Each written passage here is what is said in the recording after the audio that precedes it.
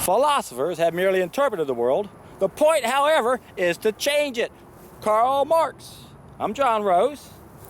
I was reminded of that quote by Karl by updating my file on Carl Jung this morning. Watched several videos of his. And I thought it was interesting how Carl Jung was pointing out the biggest problem we have is man. Something's wrong with man. We've got this dark side to our behavior. It's part of our nature. And I was so disappointed to hear him say that. And of course, it made me think about all of our so-called experts, whether they're in philosophy or psychology or medicine or nutrition. They don't get a very good education. And I already know that if you don't understand, or if you don't study the diet and disease connection, or if you don't study the diet and behavior connection, or if you don't study the diet and the body and the mind and the emotion and the behavior connection, you will learn nothing. You will struggle trying to figure out why people have schizophrenia. In fact, Jung mentioned that in this video about working with the schizophrenic and was reflecting on what he said. And he goes, oh, I just realized he was crazy. Oh, it saddens me to see people not have the most important piece of the puzzle. If you don't understand the diet and behavior connection, if you don't understand the raw food, cooked food connection or perspective, you won't understand anything.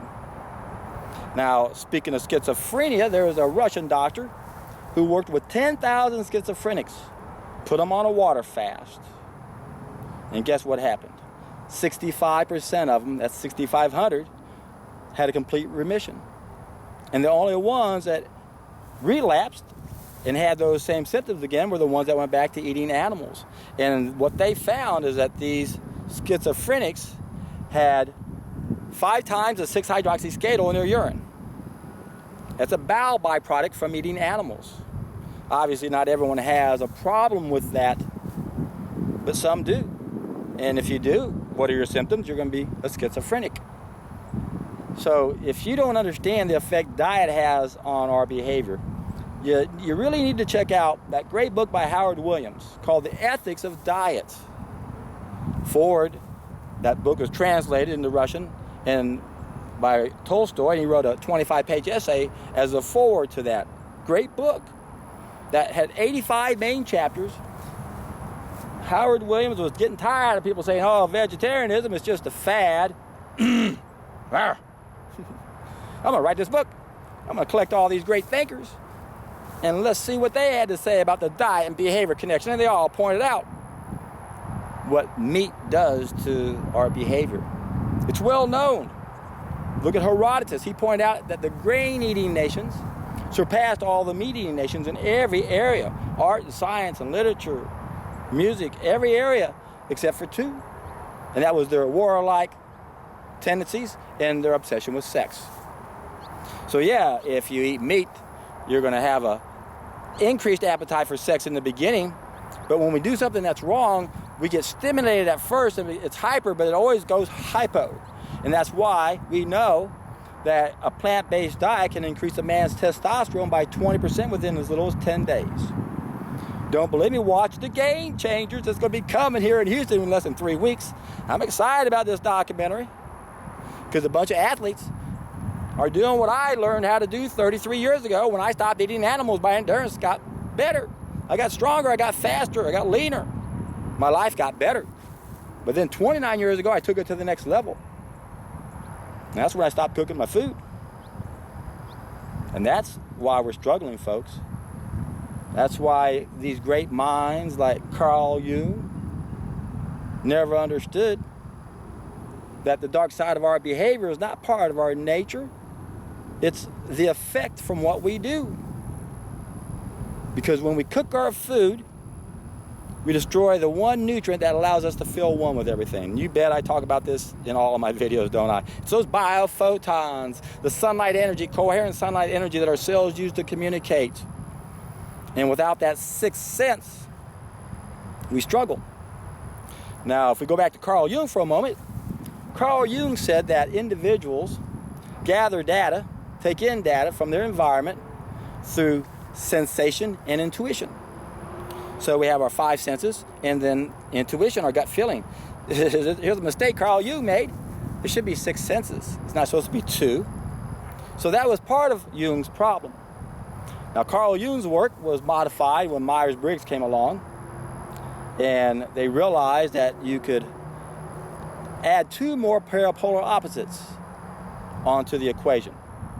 So Carl Jung said that we gather data through the sensing and intuiting, but then we analyze that data and we make decisions about it by thinking and analyzing. So with Carl Jung's 4 main prototypes, we had the sensing, the intuition, the thinking, or the feeling and the thinking. And then, of course, he said there's extroverts and introverts. People can be both, but not at the same time. So when we use Jung's version, he came up with 8 different individual personality types. You can be an extroverted or introverted thinker, extroverted, introverted feeler, extroverted, introverted, intuitive, or extroverted, introverted sensory type. But then Myers-Briggs came along and said, well, wait a second, we got 2 more parapolar opposites besides the extroverts and introverts. We've got the judges and the perceivers. Now if we do this, we'll have 16 personality types. So remember, Carl Jung came up with 4, then there's 2. So there's 1, 1, 2, 3, 4, 2, 1, 2, 3, 4. Now with Myers-Briggs, we got 1, 2, 3, 4, and 1, 2, 3, 4. So we got 1, 1, 2, 3, 4, 2, 3, 3, 4, 3, 2, 3, 4, and 4, 2, 3, 4. So now there's 16 personality types. Excuse me. Now what James Nolan did is he came along and he realized that Carl Jung made a mistake, because all of us, we all sense, intuit, and feel and think, but just in different ways and at different degrees. And he came up with a much better 4 descriptive words to describe our 4 main personality types, so that we're acting and talking, thinking and analyzing. Acting and talking, introvert, thinking and analyzing, introvert. According to Myers-Briggs, you had the judges, they're acting and analyzing. And then if you're perceiving, you're talking and thinking. What James Nolan did is he said, let's not call those judgers and perceivers. We'll say this is convergent and this is divergent. You see, if you're acting and analyzing, it's like you have a beam of light coming into a round object, like a globe. The surface area is convex. How do I do this? Convex. How do I do this? Like this? A light's coming in convex. So what happens when a light energy goes through a convex surface, the beam is focused. It converges. It's a convergent personality. Where the divergent personality is just the opposite. Imagine being inside a globe, and now the surface area you're looking at is concave. And now, as your energy goes through, how do I do this for you guys? As my energy goes this way, it expands outward. It's divergent. But being the mathematician Nolan was, he knew that if you had 4 main personality types, and there are pairs of polar opposites that 2 normally dominate, that you should have another pair. And that's what Nolan did. He says you're missing the individualist and the conformist. So you're acting and thinking, you're quick, you have a lot of physical energy, a lot of mental energy, you're an individualist. But if you talk and you analyze, now you're a conformist. Both conform, but for different reasons. Anyway, we gotta be thankful for great men like Carl Jung. He really helped us think more about how the personality works to help understand mankind. He came up with a model that was then improved upon through the work of James Nolan. James Nolan also took the 6 main personality types and said that there's also 3 ways in which this can happen, going into using Freud with your ego, superego, and id. According to Nolan, there's your like to, ought to, and need to. So if you are a high blue in all 3 of these, now you have 3 secondary traits. So he came up with additional 12 secondary traits. So Nolan really did improve on the work of Carl Jung. And we should be thankful for men like Carl Jung.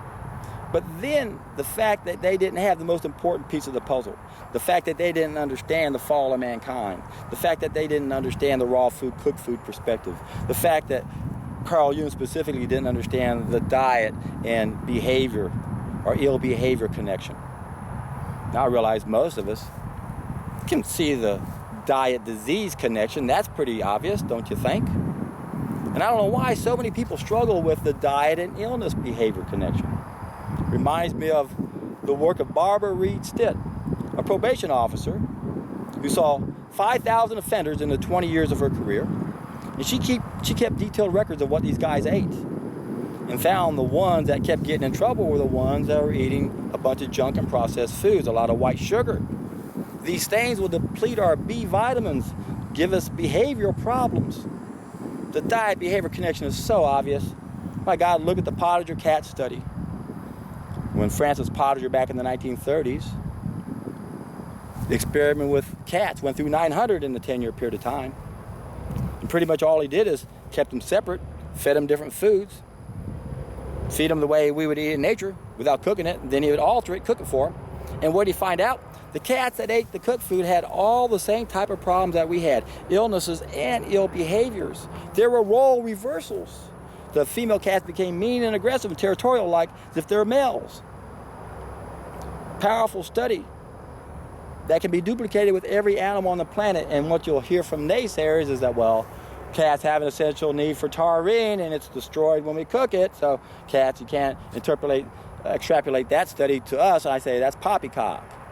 Because every animal is going to have something that might be unique, that might set them apart and be the reason why cooked food is harmful to them. But cooking is harmful, period. It alters our food. It damages our food. It doesn't make our brains grow bigger. I can't believe people still buy into that garbage, thinking that somehow that's going to be something that's good. It just doesn't make sense. I just did a video the other day about that. And I get so many comments of people who still believe in that. It's a hard pill to swallow, I guess, until you finally wake up and stop cooking your food and see the difference yourself. There's a whole nother level, folks, that exists when we don't have a bunch of waste matter inside of us and our biophoton levels are at a nice high level. I wonder if you can see that. Nah, I think it might be too high. We don't know what we're missing. And I know how hard it is to get people to say, let's quit eating cooked food. That's why I have a solid food vacation for you guys. It's specifically designed to help you see what you're missing. And I was just reminded of it today, was reminded of it yesterday when I saw a couple gentlemen I talked to about a couple months ago. One just finished a 2-week juice fast. I'm going to upload a video of his. Probably will precede this video, or I might add it at the end of this. I'm not sure how I'm going to do it. And been talking to this guy for several years, finally convinced him to do it. He did. He goes, wow, here he is, 78 years old. Within a couple days, all of his old ache pains, how do you say it? All of his old man illnesses went away. He was starting to feel his age. Supposedly it's his age. No, his body wasn't clean. But within days, he noticed this. It's so exciting to see people embrace this. And I saw him just today, earlier, just within the last half hour or so. And the first thing he says is, this makes a salesman out of you. Well, that's the hero's journey, folks. Once you find out what this can do for yourself, you want to share it with everybody. It only makes sense when you see the improvements in yourself. How can you not want to share it? Well, I understand why people eventually give up. Let me look at the sunshine. Oh, there's a big old cloud up there.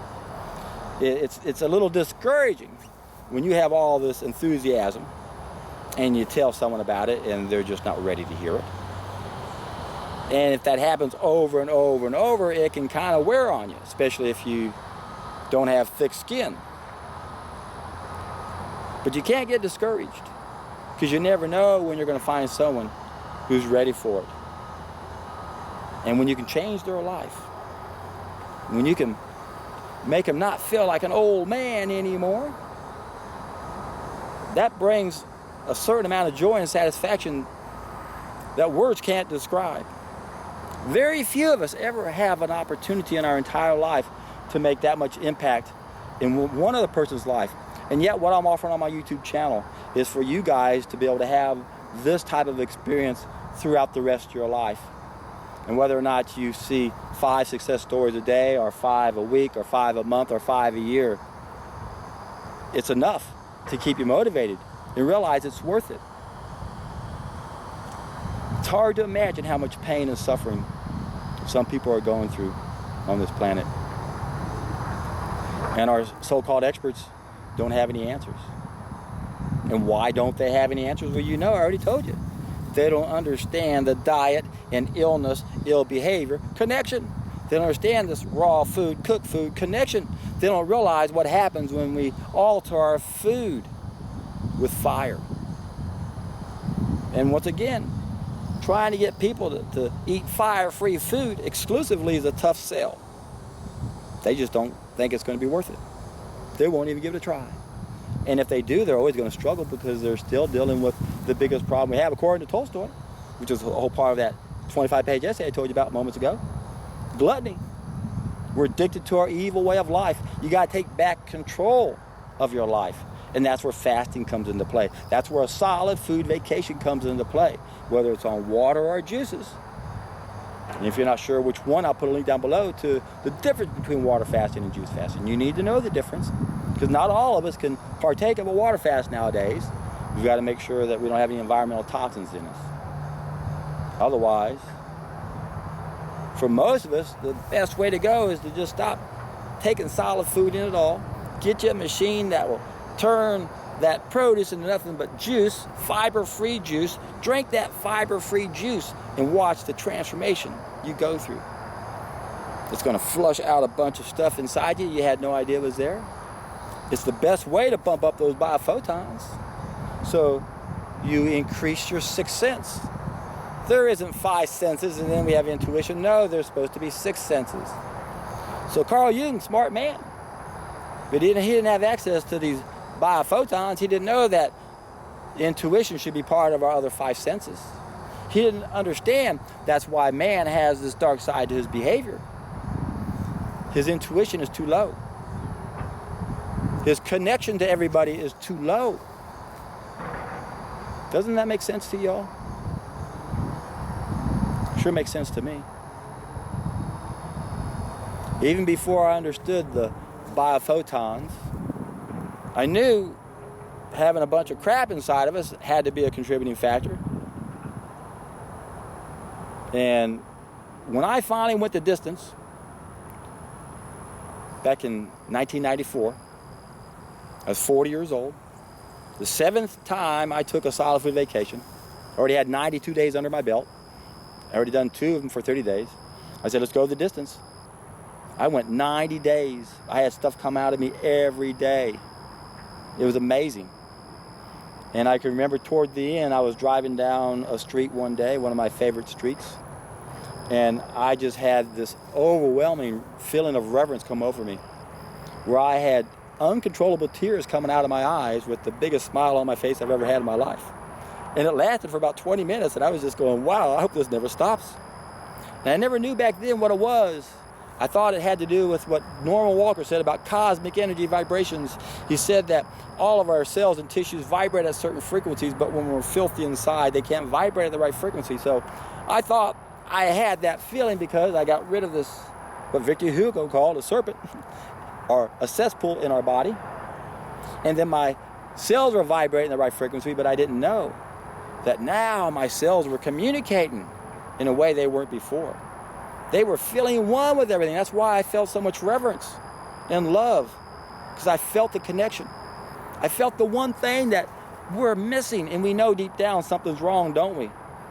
That's why we turn to the wrong food or sex or drugs or money or relationships, trying to fill a void we can't figure out what it is. Well, thanks to Dr. Fritz Albert Pop, we know what it is. It has to do with cellular communication. Faster than light communication that allows us to feel one with everyone. And that's what it's going to take to change our mentality. Carl Jung was interviewed in this BBC interview saying, well, is this always going to happen? Is there anything we can do? And Carl Jung was, no, there's nothing we can do about it. You can't change, no rational thinking is going to get us to think to change this aspect of us. And you're right, this isn't something we have to think about. I don't think about that breeze that's just now hit me. I don't think about these crickets over here chirping away. I don't think about my senses. And it's no different with our biophotons. This is not intellectual. That's why I get so excited and passionate about my message, because we got to change our mentality. And there's no level of rational thinking that's going to get us out of this mess. We've got to change what we're doing. We've got to build a brand new body. We've got to flush out that serpent, that cesspool inside of our sewage system. We've got to bump up those biophotons. We got to realize the oneness of everything. We got to realize there's only one way to make our lives better, and that is to make everything around us better. Once another of us start feeling that way, things are going to change, and we're going to realize what an illusion this existence has been. That we think we have to do what society wants us to do. Got to get a job. Got to make all this money. Work hard our entire lives so we can retire and then spend the last 10 years of our life in misery and lose all that money we accumulated, file bankruptcy, all because we didn't know how to live to begin with. Such a simple message. Aren't you excited about this? If you're not excited about it, it means you haven't done it yet. I know. Coach too many of you guys.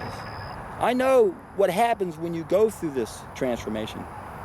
And I can't help but wonder what would happen when 10% of the population is experiencing this. When they're all becoming better. Doesn't that make sense to you guys? Doesn't it? And again, if you haven't done it, you don't realize what it can do for you. Once you do, you realize, my God, if everyone on this planet could go through the experience that I just went through, we'd all be in for a treat.